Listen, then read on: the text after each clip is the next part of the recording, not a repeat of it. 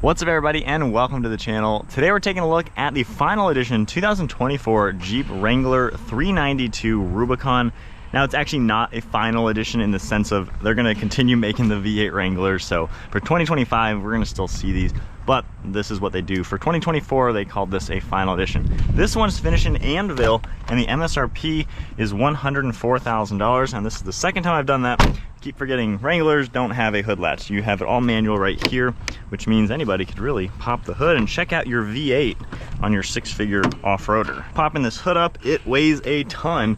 We have this huge structure right here, the hydro guide. That way you get some nice fresh airflow through the hood scoop into that cold air intake, but all the water will come out of these little flaps. So pretty cool design. Now underneath we have this amazing 392 V8 Hemi motor pushing out 470 horsepower and torque from the 6.4 liter motor. And then if we go ahead and close it up, this is one heck of a beast of a truck. So from here, styling, it looks like a Rubicon. It's got the 35-inch tires, Fox shock, so it is lifted up over your standard one. You're gonna get that nice traditional front end with the LED headlights, the traditional bars, got a forward-facing camera as well. And I love the steel front bumper. You can remove these corners, which is a great touch. LED fog lights, you can see the winch and everything all integrated. It's a great looking truck. It definitely looks like a Wrangler, but looks like the coolest Wrangler they've ever made. With that, you have the LED lights on these front fenders, and I even like these extra pieces for the giant tires to help protect your paint. You're gonna get that hood scoop with a graphic 392 badge, got the rubber bumpers for when you fold the windshield, Rubicon badge on the side, and then the 392 final edition on that graphic. All the bronze accents look really cool. And then moving to these wheels finished in bronze, they're 17-inch diameter with the beadlock capable, and you can just see that nice all-terrain 35-inch tire. You got the Fox shocks back there, can't get the best look at them, but nonetheless you got a 6 suspension. Some frame sliders down below, good way to protect the bodywork. And then at the side profile, as expected, it looks like a Wrangler. So you got the full 4-door, the boxy look. This one has a 3-piece removable hardtop in the body color. This Anvil color looks quite nice in the sun. You're gonna get more of these extra pieces and then metal for the rear bumper as well with parking sensors. LED taillights, reinforcement right here, since we do have the full-size spare. Backup camera all integrated into it. Third brake light is adjustable so you can pop that up. That way this will all fit nicely. Got your fuel cap on the driver's side, and then trailer hitches down below with the connections, and we have that active exhaust to let this thing roar. And while we're at the back of this, might as well hear it. So, double tap the lock, holding this down, let's hear it. All right, getting sprayed by some of the water in the exhaust. But yeah, that is awesome. That is so cool. Seriously, this thing is such a sick truck. 100 grand is a lot of money, but nonetheless, nothing else is quite like it. Now with this swing gate opened up, I love how this has 392 specs. The normal Wranglers just have the JL stuff. So this is really cool. 470 horse and torque. You got a nice little depiction of the engine and a built-in compressor that is great for airing down on the trails. Lifting this open, we got a decent trunk as you would expect on any Wrangler 4-door. Just have some accessories, bags, and carpets. There is extra storage down below, areas to put the bolts for all the hinges, and then an Alpine subwoofer. Now you can pop these seats down as well. There's 2 different levers, one to just independently do the headrest, and then you can do that one which opens both, and then you can get these seats nice and flat. Of course you can remove the whole roof and everything. You got the whole roll cage and everything as well. And then closing it all up, manual as expected. Let's take a look at the interior now. So these are gonna fold down nice and flat, so pretty usable for a, an SUV style vehicle. And then if we just manually lift everything up, these headrests, like I said, they fold down for better visibility. You can easily pop them up. And I do like how in the center we can pull this down, and the headrest actually has your cup holders and extra storage. Nice armrest, and technically you can extend this, which is kind of neat. So if you want your cups a little bit farther away, the headrest moves. You are going to get climate vents, all of your different window controls, plugs, and storage, and then extra storage behind these seats. Doors are removable. It's got a grab handle underneath, bronze stitching, a little bit of storage, and then hopping in at 5'11" with the driver's seat at my height. I fit pretty decent in here. I will say these seats feel a little short. I was in a standard Rubicon earlier and they felt a little bigger, but these do feel a little on the short side, like you're sitting on a bench, kind of the edge. but nonetheless reclines decent, good headroom, got the sound insulation panels. Not that they work that much since you got a massive V8 and a very boxy design, but nonetheless, cool interior, decent amenities honestly for what it is. And then as we make our way to the front seat, it's a little tight getting out of these. This area is a little on the small side, but moving inside, you got the same door panel you saw in back. And I love the Nappa leather. The Nappa just looks gorgeous in here. Smells great. And you got all that bronze accent color to the stitching. You have all the power controls on these front seats. I love the stitching up there. You can see the 2 panels up above, speakers, dome lights, and then a really nice design for this leather steering wheel. Hopping into it, you're gonna see more of the bronze accents for the stitching. And now let's fire this thing up. That sounds awesome, so cool. You're gonna see paddle shifters up above, and then all your basic controls on the steering wheel. You can control the center screen, go through all different vitals. So everything you would expect on any Jeep. So nice to see that familiarity. We have your analog tach and speedometer, transfer case, cruise control settings. There are controls underneath the paddles for volume and track. Stalk on the right for windshield wipers. And then we have a little Jeep depiction with your headlight controls. I do like this vinyl material throughout the center. It looks really cool, especially with the bronze, and then the soft touch up above. You have the updated screen as well. You can see different things right there.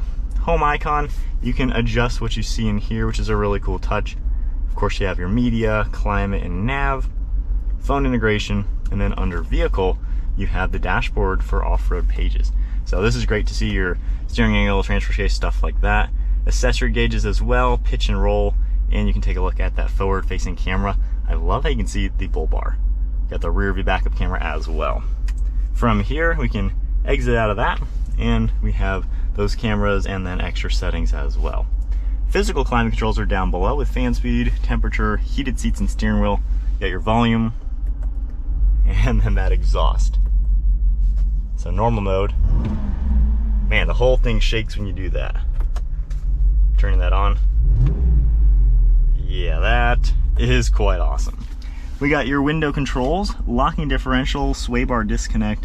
You have extra auxiliaries, drive select with your manual mode, and then for the 4-wheel drive system, we have the transfer case.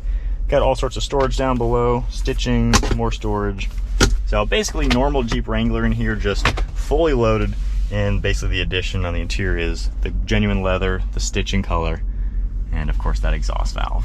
Got a nice thin mirror, garage door buttons up above.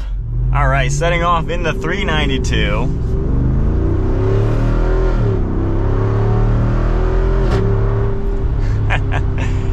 You gotta love a Hemi V8 in a Wrangler. It sounds so good, even just kind of giving it some half throttle action. And the exhaust, when it's on, it sounds so meaty. When you turn it off, it goes away, just kind of feels like a quiet V8. So I think they've done a pretty decent job tuning that sound.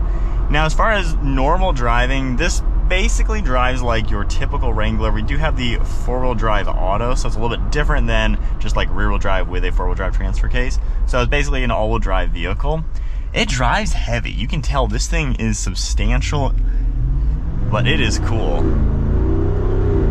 The valve kind of automatically opens. Yeah, once you're above 3,000, the valve kind of automatically opens, which is kind of a cool touch. But this thing drives like a tank. You can tell it's not a sports car. It's definitely very floaty on the road, especially with these massive tires, the upgraded suspension. This thing is at home hitting the dirt, of course. However, this is so much fun out on the roads, even driving this very slow. It just feels cool, and it's a vehicle that just puts a smile on your face. You can hear some wind noise around. This might help a little bit, these little panels, probably honestly not that much, but it does actually eliminate some of the echo. So that's actually probably worth getting, I'm now noticing as I talk more. But you're nice and high up, the seats are decently comfortable. I mean, the things you touch are nice. So it's an expensive car, I mean, $100,000 plus, so you would expect some nice materials, and at least you do get some nice things inside. But what you're paying for is the massive engine and just this crazy setup. Steering has some weight to it as well. While it's a vague steering and while you're driving you're gonna have to fight it to go straight, I mean, it's just cool. Visibility's as expected in any 4-door Wrangler, so easy to see out of. It's an easy vehicle to drive. It's just a little bit taller than your typical one, but you have some nice power. Now you have a lot of engine options. You can get a 4-cylinder turbo, you can get the hybrid version, a normal V6. This is pretty sweet. It's pretty darn quick, it's got a lot of power and plenty of traction to where you can actually use this power. Now when you floor it straight line, I have driven one that my friend owned where I got the rip on it. It is a handful. I mean, this is not a sports car, and yet when you're flooring it, it is like this, and you just gotta keep yourself going straight. So it is something that is fun to drive. It just puts a smile on your face, and it is quite cool. Now with the automatic, the paddle shifters actually work pretty well. Same with shifting using the shifter down below. So you can kind of have that fun street focused performance. Gosh, that overrun sounds so good. You just know that it's not exactly a sports car type of like tight suspension. It's an off-roader with a big old engine, and it's pretty cool.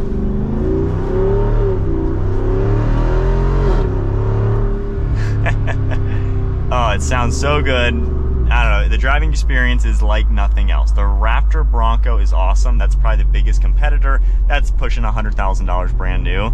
And that is a great vehicle, a little bit more stable on road, but the V8 and just the solid axle handling, you know this is like a rock crawler.